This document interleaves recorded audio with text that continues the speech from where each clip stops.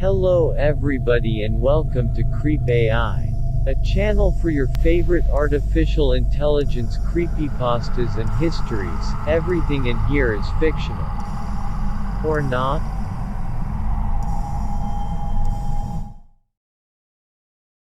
The Burning Times.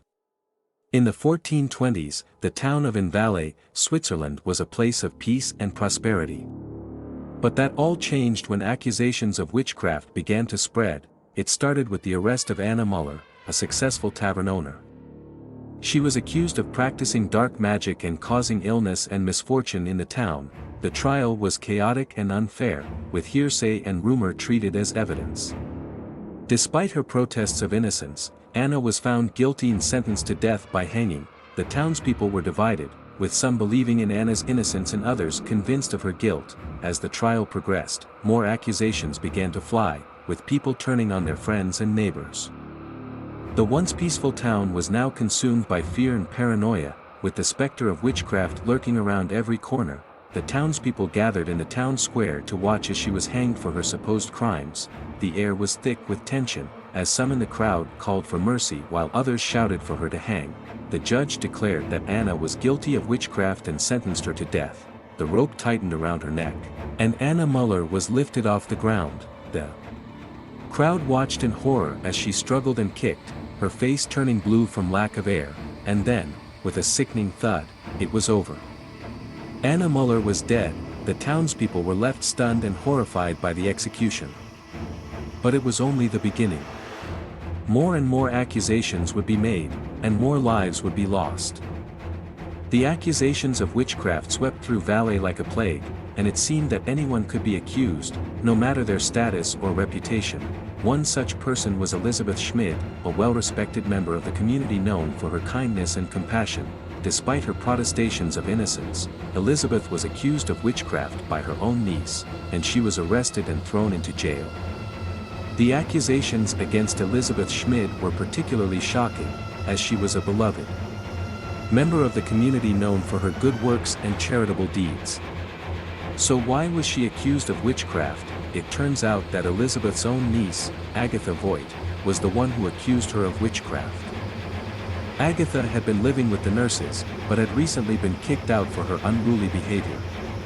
Some speculate that Agatha made the accusations as revenge against her aunt and the community that had cast her out.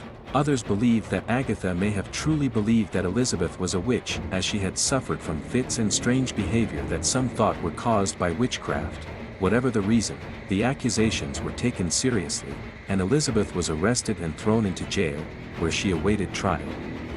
The fact that even someone as respected and kind as Elizabeth could be accused of witchcraft highlights the level of fear and paranoia that had gripped Valais.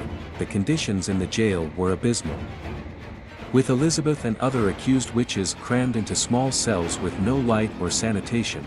And yet, the accusations continued, with more and more people being accused and thrown into jail. The paranoia and fear in Valais had reached a fever pitch, and it seemed that no one was safe. The accusations of witchcraft had spread like wildfire, and soon, a mob mentality took over. People were eager to point fingers and accuse their neighbors of being witches. The trials themselves were a mockery of justice, with the accused being assumed guilty until proven innocent. Spectators were allowed to jeer and harass the accused, and spectral evidence was accepted as proof of witchcraft. In a witch hunt, anyone could be accused, no matter their social status or reputation. Even those who had previously been respected members of the community were not safe. Another case was about Ursula Keller, a member of the church and wife of a well-respected farmer. Despite her reputation, Ursula was accused of witchcraft by a group of girls who claimed she had sent her spirit to torment them. Ursula protested her innocence, but her reputation was already tarnished. The court accepted the accusations, and she was found guilty and sentenced to death by hanging. The witch hunt had become a frenzy, with accusations flying left and right and innocent people being put to death. The trials were a farce, with the accused being assumed guilty until proven innocent. The burden of proof was on the accused, and spectral evidence was accepted as proof of witchcraft. The accused were brought before the court and subjected to intense questioning and scrutiny. They were often asked to confess to their crimes. And those who did not were assumed to be guilty. The trials were marked by chaos and confusion, with the accused often unable to defend themselves against the accusations. Many were convicted and sentenced to death based on nothing more than the testimony of hysterical witnesses. The trials were a dark and terrifying chapter in the history of Valais, with innocent people being put to death in the name of justice. As the witch hunt progressed, the mob grew more and more frenzied, fueled by fear and superstition. They were convinced that witches were everywhere, and anyone could be the next victim. The mob took matters into their own hands, ransacking the homes of those accused of witchcraft, and sometimes even attacking those who dared to defend them. The fear and chaos of the witch hunt created a climate of suspicion and paranoia, with neighbors turning on each other and false accusations becoming the norm. The mob was like a pack of wolves, driven to madness by the scent of blood. They hunted their prey relentlessly, and once accused, there was no escape. The mob had taken justice into their own hands. And the result was a reign of terror that would scar Valais for generations. After the witch hunt had come to an end, the town was left in ruins. Families had been torn apart, loved ones had been lost, and the community was left with a deep sense of mistrust. While the accused witches had been put to death, the fear of witchcraft still lingered in the hearts of the people. They continued to fear anything that was different or out of the ordinary, and the legacy of the witch hunt lived on. Some whispered that the witches had cursed the town, leaving it forever plagued by misfortune and tragedy. Others claimed that demons still roamed the streets, waiting to possess the unwary and the weak. Despite the passage of time, the town never truly recovered from the witch hunt.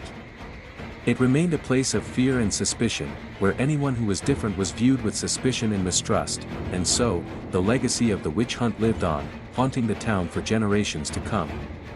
The accused witches may have been long gone, but their memory remained, a tragic reminder of the power of fear and the dangers of intolerance. Thank you for joining me on this journey. My experiences and perspectives may not always be correct, but I will continue developing more creative AI content. So if you liked what you have seen and heard, please don't forget to give us a like and subscribe for more totally fake and no human content. Thanks again, and until next time.